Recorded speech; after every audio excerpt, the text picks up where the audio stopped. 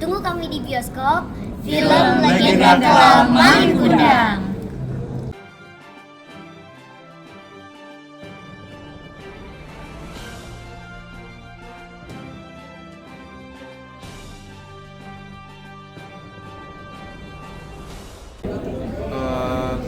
Sebenarnya lebih ke mencari tahu aja sih pelukis mikro painting ini seperti apa gitu dengan medium yang kecil-kecil seperti di batu atau di beras atau di banyak medium kecil lainnya gitu menggunakan mikroskop.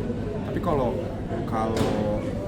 belajar tekniknya secara spesifik atau secara langsung sih enggak juga, karena mungkin itu kan bisa terbantukan oleh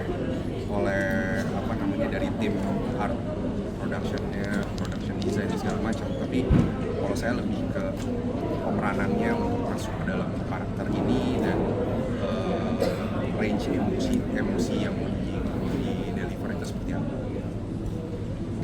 Buat Kevin, ini mengambil Malin Kundang atau Rafki, kebalik ya.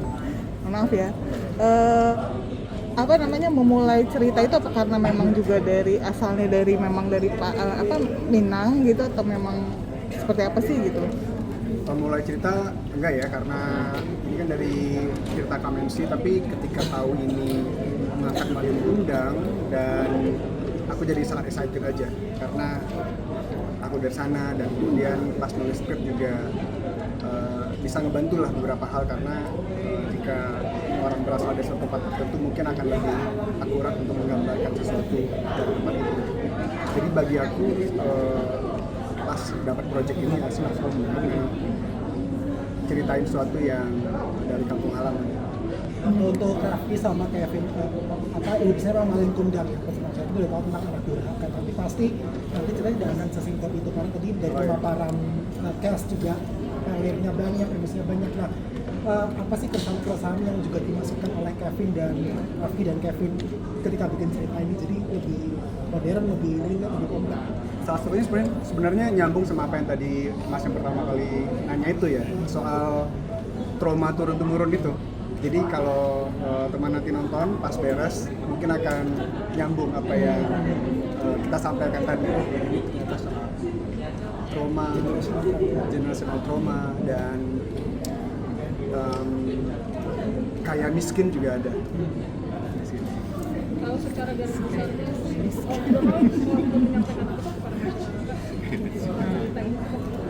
menyampaikan sekarang ke saat ini. Mungkin detailnya akan bisa lebih tahu ketika filmnya udah keluar ya, karena kalau kita sampaikan langsung karena apa yang beneran core-nya itu tuh ada di sesuatu yang spesial di film ini ketika baru tahu ketika tonton. Oke, berarti di hype dulu ya? Di hype dulu. Kolaborasinya seperti apa sih antara dua sutradara ini dalam kayak pembagian tugasnya gitu? Kalau di series kan bagi tugas gitu ya, tapi kalau di sini kan mereka ceritanya mbak.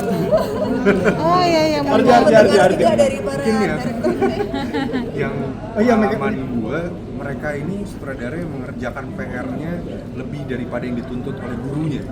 Jadi gurunya standarnya tinggi soalnya.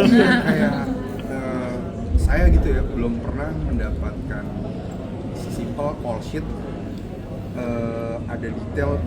Jadi adegan ini di hari apa, jam berapa, tanggal berapa. Jadi kita bisa ngebayangin gitu, ini ketika sedetail itu. Dan kemudian juga karakter background dari setiap tokoh yang ada di film ini tuh mereka udah punya bukunya masing-masing gitu. Jadi kayak mereka tinggal buka, nih Alif di adegan ini backgroundnya seperti ini gitu, kayak wah ini ngalang-ngalain pemain nih, ini harusnya PR kita nih. Dan kayaknya antara Kevin sama Rafki udah tahu, sudah punya peran sendiri-sendiri walaupun sama-sama sutradara gitu. Jadi ketika mereka ngedirect juga tidak ada kalimat action sih dari mereka, ya suruh acting aja begitu. Dan kalau dari aku lihat sih mereka malah lebih bisik-bisik sih kalau ngasih taunya. Ya nggak sih? Bisik-bisik gitu supaya karena biar menjaga ambience-nya tetap tetap fokus. Iya. ya kan? Mereka sangat menjaga kesakralan ya. Benar, istilahnya kayak mereka udah melakukan PR-nya duluan, jadi waktu pas eksekusi hari kita syuting tuh semuanya kayak udah berjalan gitu Iya. aja, nggak harus yang kayak tapi kan dia begini, ini kan ini nggak Sudah ada ada yang tidak namanya pertanyaan ya. konflik itu nggak ada karena memang sudah diselesaikan saat prep duluan gitu, jadi pas hari H ya udah tinggal berjalan gitu aja. Ada satu kepala Satu Iya. kepala bener. Nah itu dia sih, itu yang penting di project ini yang dikepalai oleh dua directors ini. Mereka ya memang sudah satu kepala dan satu misi. Iya. Jadi begitu udah berjalan ya Satu sangat pintu ya. lancar, Satu sangat pintu ya. lancar. Dan kalau bayangkan kalau ada dua sutradara dengan dua kepala, kan bingung jadi pemainnya. Ini pemain nggak bingung, malah jadi dikuatin aja gitu. Benar.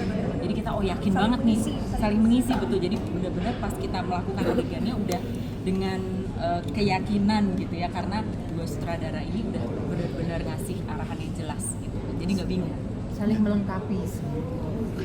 Rio tadi kan sempet kayaknya ada ngomong Farah ini juga yang kayak untuk melakukan kenyamanan gitu.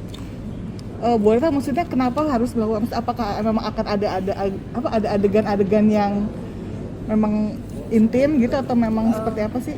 Lebih karena namanya juga suami istri ya, pasti kan di rumah tuh ya bagaimana berlaku seperti suami istri. Maksudnya bukan karena masalah intim atau tidaknya, cuma kan ya gestur apa sih suami dan istri yang biasa lakukan di rumah, apakah peluk atau gimana. Kalau misalkan kita tidak omongin sebelumnya di luar itu kan takutnya dia ada yang tidak nyaman dipegang apa, misalkan aku pegang tangan gitu kayak duh aku paling gak suka dipegang tangan, yang lebih kayak gitu aja sih. Jadi emang sama-sama tahu boleh sejauh apa nih gitu. Kalau ada adegan tidur di ranjang, lebih nyaman di kanan apa di kiri? Gitu. Terbiasanya Iya.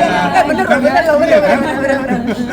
Biasanya kalau di rumah kanan apa kiri nih? Iya, kan nyamannya posisi lo beda-beda gimana ya. nih, gitu. Lebih kayak gitu sih, lebih kebiasaan yang mungkin akan bisa membuat kita berdua chemistry-nya lebih enak aja di layar. Berarti kan ada perjanjian maksudnya batasan-batasan seperti itu mungkin sebelum kalian acting atau pada saat proses sendiri atau pada saat sebelumnya sebelum batasan-batasan yang boleh berarti Kayaknya menurut aku itu penting ya, karena kita kan ya balik lagi itu kan kita kan menjadi suami istri ya, pasti ya ada nyaman dan tidak nyamannya itu lagi. Jadi emang ya udah kita benar-benar omongin dulu di awal sejauh apa aku boleh misalkan lagi menyambut pagi hari, hai selamat pagi, kayak gimana gitu, masa hai selamat pagi, masa gini kan gak enak ya. Misalkan aku mau pegang pundaknya, apakah dia nyaman atau tidak gitu, lebih kayak gitu aja. Mungkin berlaku juga untuk semua pemain gitu. Ketika harus berinteraksi dengan pemain lain kan tingkat kenyamanan orang kan beda. Jadi kita harus sebisa mungkin kita tahu satu sama lain.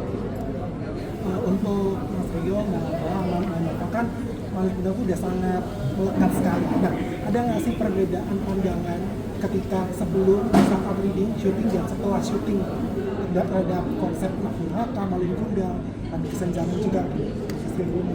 Oke, kalau dari saya mungkin ya gambaran tentang Malin Kundang yang kita kenal legenda rakyat itu ternyata bisa direinterpretasi ulang gitu dengan gaya yang modern seperti apa yang dilakukan sama teman-teman dari Kamensi Pictures,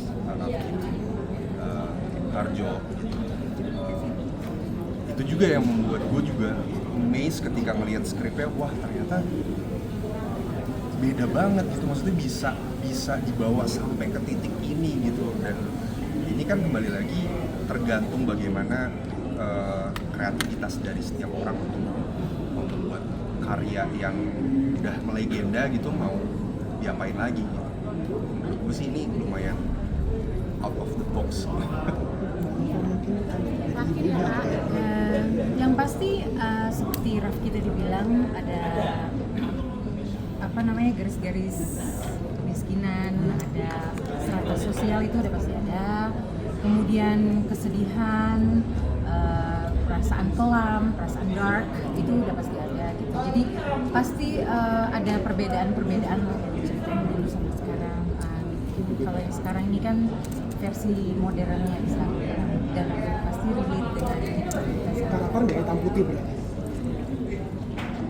Nggak bisa jawab.